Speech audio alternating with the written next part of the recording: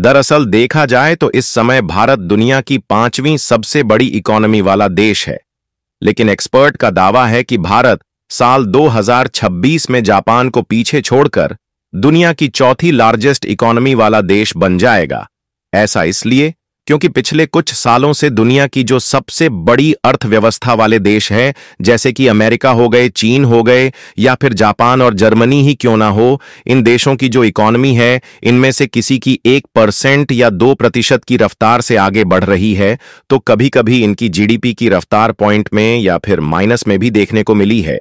जबकि भारत की जीडीपी रफ्तार पिछले कुछ सालों से लगातार 6 से 8% की दर से आगे बढ़ रही है, और वह भी ऐसे समय जब दुनिया भर की देश युद्ध की हालातों में लिपटे थे और कोई अपने देश की अर्थव्यवस्था को कंट्रोल तक नहीं कर पा रहा था। इसका कारण देखा जाए तो इसका कारण एक ही था, और वह है भारत की वैश्विक कूटनीति। क्योंकि भारत ने वैश्विक कूटनीति का इस्तेमाल करके ऐसे समय अपने व्यापार को आगे बढ़ाने का अवसर खोजा, जिस समय ज्यादातर देश ना तो अपनी महंगाई को कंट्रोल कर पा रहे थे, ना ही अपने देश की इकोनॉमी को असल में हुआ।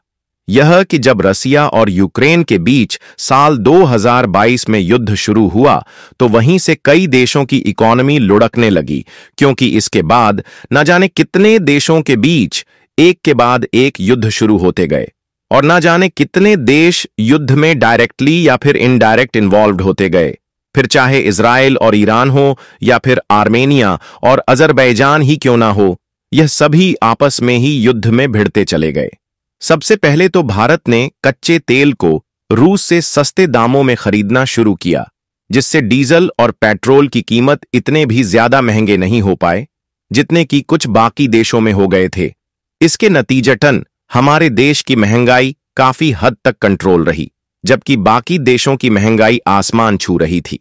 और इसी बीच कई देश युद्ध में लिपटे तो भारत ने फिलीपींस, रूस, आर्मेनिया, यूएई, सऊदी अरब और इजराइल जैसे 90 से अधिक देशों को हथियारों का एक्सपोर्ट किया, जिससे हमारे देश में डॉलर जैसे विदेशी मुद्रा आती रही, जिसका इन्वेस्टमेंट भारत सरकार द्वारा अलग अलग इंफ्रास्ट्रक्चर डेवलपमेंट प्रोजेक्ट और खुद की मिलिट्री कैपेबिलिटी बढ़ाने में किया गया।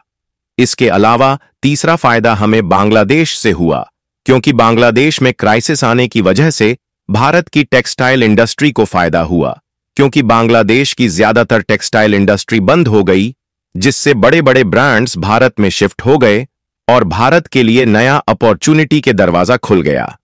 परिणाम स्वरूप ओवरऑल टेक्सटाइल एक्सपोर्ट में अकेले अक्टूबर महीने में ही 11.35% की ग्रोथ देखने को मिली, जबकि अब यह आंकड़ा और भी ज्यादा बढ़ चुका है। लेकिन इसी तरह एक और अवसर भारत के लिए फिर से खुल चुका है।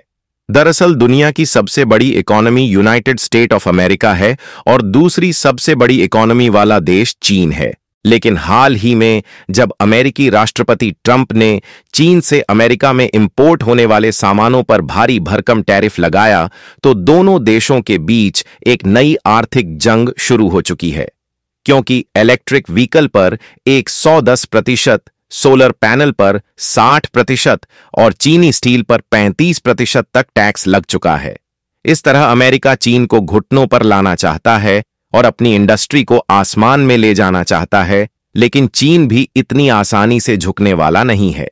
इसलिए इन दोनों देशों के बीच शुरू हुई आर्थिक जंग के झटके दुनिया महसूस करेगी, क्योंकि चीन के लिए यह सिर्फ व्यापारिक लड़ाई नहीं है, बल्कि उसके लिए अस्तित्व का मामला है। इसलिए चीन ने भी उल्टा अमेरिका से इंपोर्ट होने वाले सामानों पर 15% तक की टैरिफ लगा दिया है। और हो सकता है कि चीन अस्तित्व की लड़ाई में अपने सामानों को अमेरिका में एक्सपोर्ट करना भी बंद कर दे, क्योंकि जितना ज्यादा टैक्स चीनी सामानों पर लगा है, उससे इस बात के चांसेस ना के बराबर है कि कोई इतने महंगे चाइनीज प्रोडक्ट्स अमेरिका में खरीदेगा।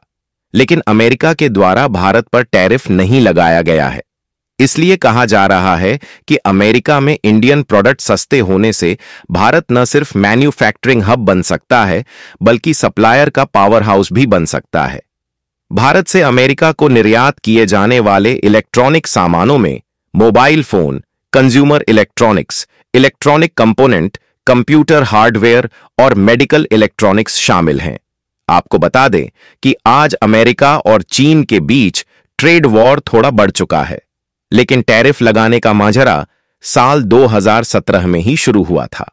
2017 में अमेरिका चीन ट्रेड वॉर शुरू होने के बाद अमेरिकी मोबाइल हैंडसेट की दिग्गज कंपनी एप्पल ने अपने आईफोन उत्पादन के लिए भारत को अपना मैन्युफैक्चरिंग सेंटर चुना। 2023 में सभी इलेक्ट्रॉनिक्स निर्यात में इसका लगभग 2/3 हिस्सा हो गया। अमेरिकी इलेक्ट्रॉनिक्स खरीदारों में भारत की हिस्सेदारी 2017 से 10 गुना बढ़कर 2.1% तक पहुंच गई। लेटेस्ट आंकड़े के मुताबिक साल 2023 में भारत का अमेरिका में इलेक्ट्रॉनिक एक्सपोर्ट $6.6 अरब पहुंच गया था, जिसमें बहुत बड़ा उछाल देखने को मिला और आज भी यह बढ़ता ही जा रहा है, क्योंकि अभी तक चीन का एक्सपोर्ट वैसे भी अमेरिका में कम हो रहा था, लेकिन अब भारत के लिए अमेरिका अवसर बन गया और अमेरिकी मार्केट में अब चीन के प्रोडक्ट मारकर बाहर निकाल दिए जाएंगे।